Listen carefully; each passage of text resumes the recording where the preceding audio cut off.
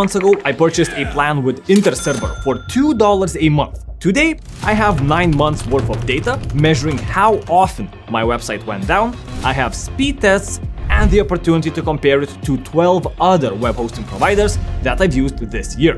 Now, it's time to show what I've learned and answer the question: is Interserver a good choice to host your website? And boy, do I have a lot to say. Let's start with the design. I believe that the worst thing about Interserver is the interface and the controls. They're just confusing if you're a first-time website owner.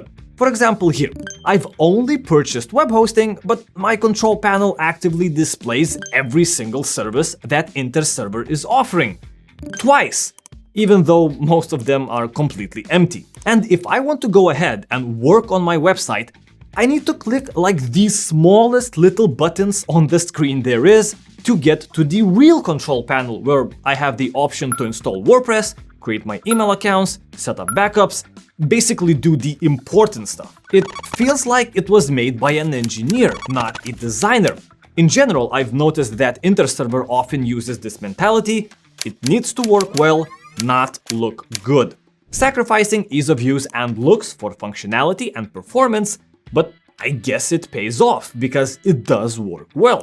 It's snappy, there's no lag, and no excessive loading screens. Honestly, you'll probably only use like 5 buttons in this whole interface and then just forget that it even exists. So after you've done it once, or you've seen someone do the setup process once, it's smooth sailing from there on out. To create my website, I was able to use the Interserver's automatic WordPress installer. No problems here as well. I only needed to create my login details and press install.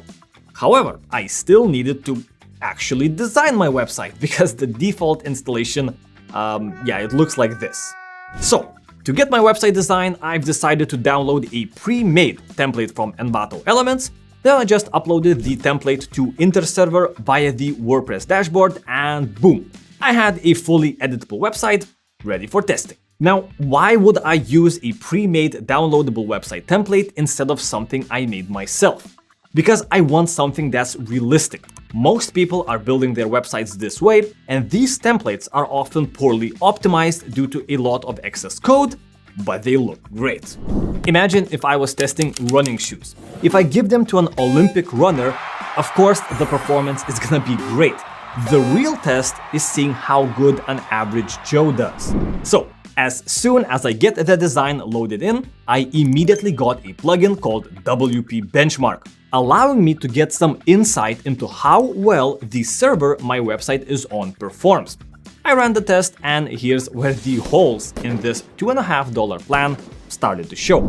CPU and memory were good, file systems were great, but the database score was pretty bad. I ran the test 3 times, and it seems like the server just couldn't handle complex or large amounts of data uploaded in a short period of time. But they could handle simple queries extremely well. And this makes perfect sense, because these Interserver plans can only handle 30 processes every second. So anything beyond that is like trying to squeeze 31 people through the door at the same time. It just doesn't work, you need a larger door. But 30 is still a generous amount. Other cheap plans like Hostinger only offer 10, and Bluehost doesn't even disclose this, but I imagine it's also 10 or probably even lower. After testing out the raw server specs, I wanted to do some real-life tests. So I simply cloned my website onto Bluehost and Hostinger servers, running their Premium and Plus plans. Then I recorded myself loading the page in incognito mode and compared the real-time loading speed. Bluehost was dead last, and Interserver actually came out first. To see why this is happening, we can use a tool called GTmetrix. This is a test for my Interserver site. Let's decode this information. My website fully loaded in 1.2 seconds, but it's loaded in segments. Before one segment is done, another one can't start. So there's a snowball effect. If one thing is slow, it slows down another thing, and that thing slows down another thing, and that thing slows down another thing, and that thing slows down another thing. And I think you probably get the point. So the first thing that happens when a website is loaded is always waiting for the server to respond. That's called the TTFB. In this case, it was 150 milliseconds for Interserver.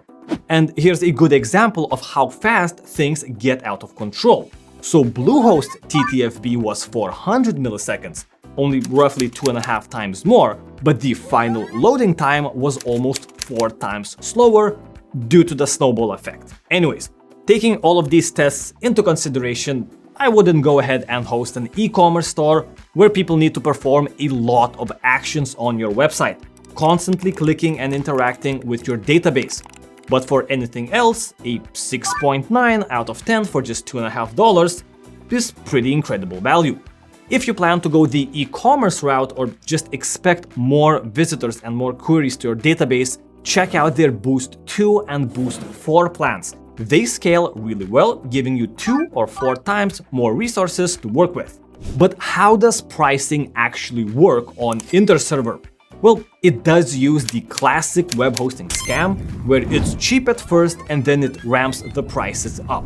So when you're on the checkout page, you'll have the option to get billed for 1 month, 6 months, 12 months, or 24 months. The first time you get billed, you'll get the discounted price.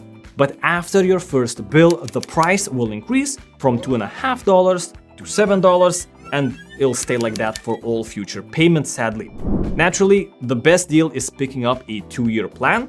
Actually, if you use the link in the description with the code EMIT2023, you can also get the first month for just 1 cent. So it totals out to $57 for 2 years of some pretty good web hosting. You can also deactivate the add-ons to save some extra cash. And you can totally do just like 1 month for $2.50 and then cancel, especially if you're doing a temporary website. For example, I've had my website up and running now for 9 months. So I've essentially spent $20 on it. But throughout this whole time, it was only offline for 69 minutes. Nice. And most of these downtimes were less than 10 minutes. So it's definitely not something that's like groundbreaking. I'd say this is probably some of the best $20 I've spent, and taking everything into consideration, Interserver web hosting link on description. Purchase Interserver web hosting by using this link.